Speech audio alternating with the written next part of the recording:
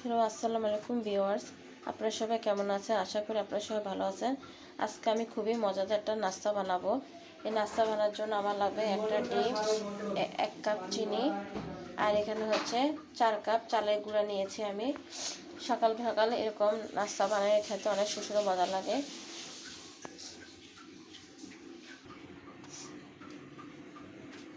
এখন আমি আগে ডিমটা ফেটিয়ে নিব।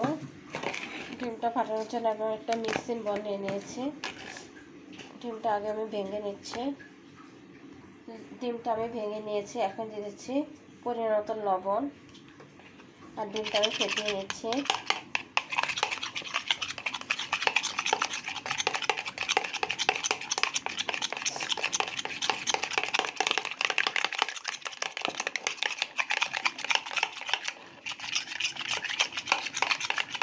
ডিমটা ফাটিয়ে নেওয়ার পরে আমি এখন এর মধ্যে চিনি দিয়ে দেবো। আপনারা কে কে ডিম দিয়ে এরকম নাস্তা বানিয়ে খেতে পছন্দ করেন অবশ্যই কমেন্ট করে জানাবেন।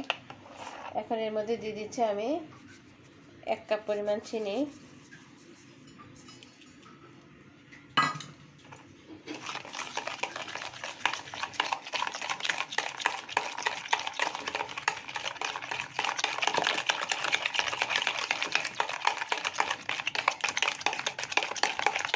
ভালো মতো ডিম আর চিনিটা ভালো মতো আমি মিক্স করে নিচ্ছি।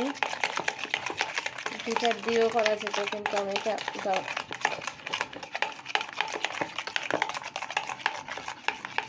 এখন আমি দিয়ে দিচ্ছি পরিমাণ মতো চালের গুঁড়া।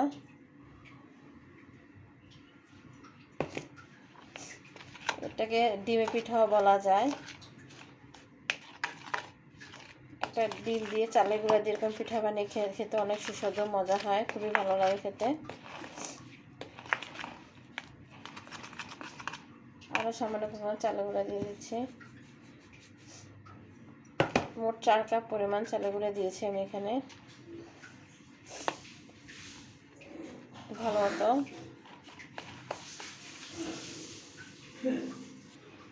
এখন আমি এই মিশ্রণটাকে ভালো মতো যেন একটা ডিম পিঠাগুলি বানাইতে পারি, যার জন্য এটাকে আমি আধা ঘন্টা রেস্টে রেখে দিব। এটা ঢাকনা দিয়ে ফিরে আসছি আধা ঘন্টা পর। ফিরে আসছি 30 মিনিট পর। এখন আমি খামিরটাকে ভালো মতন ময়ান করে নিচ্ছি।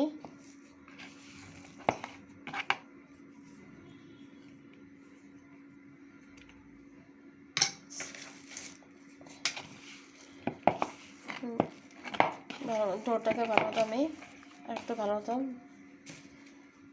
একটু চালের গুঁড়া দিয়ে ভালো মতো নিয়ে করে ডোটা তৈরি করে নিচ্ছি পিঠা বানানোর জন্য।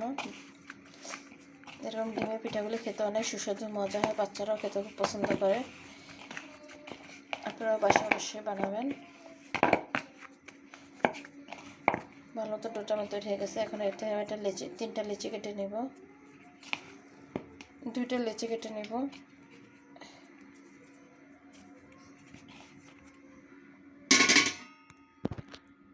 এখন একটা রুটি বেকারের মধ্যে আমি পিঠাটা ডোটা আমি দিয়ে দিলাম গোল শেপ করে। একটা রুটির মতো করে আগে আমি বেলে নিব রুটি মেকারে।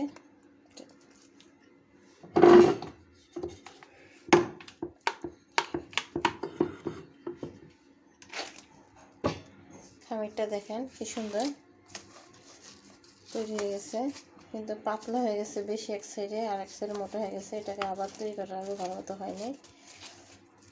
ডোটাকে আবার আমি তৈরি করে নিচ্ছি। বেশি মোটাও করা যাবে না, বেশি পাতলাও করা যাবে না।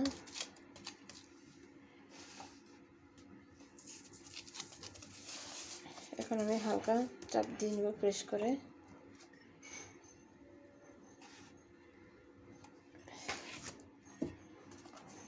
হালকা করে চাপ দিয়ে নিচ্ছি।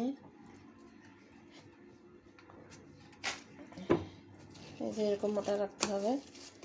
এখন আমি কেটে নিব। এখন আমি পিঠার আকৃতি দিয়ে কেটে নিব।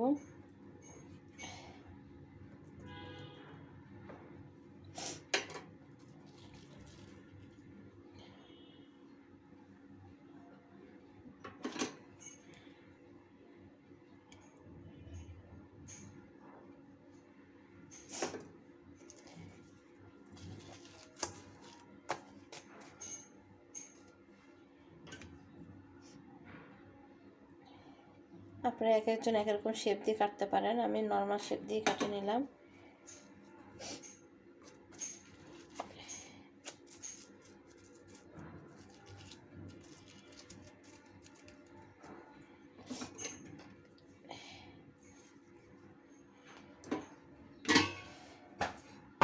পিঠাগুলো আমার কাটা হয়ে গেছে, এখন আমি এগুলো তুলে নিচ্ছি। বাকিগুলো আমি এভাবে তৈরি করে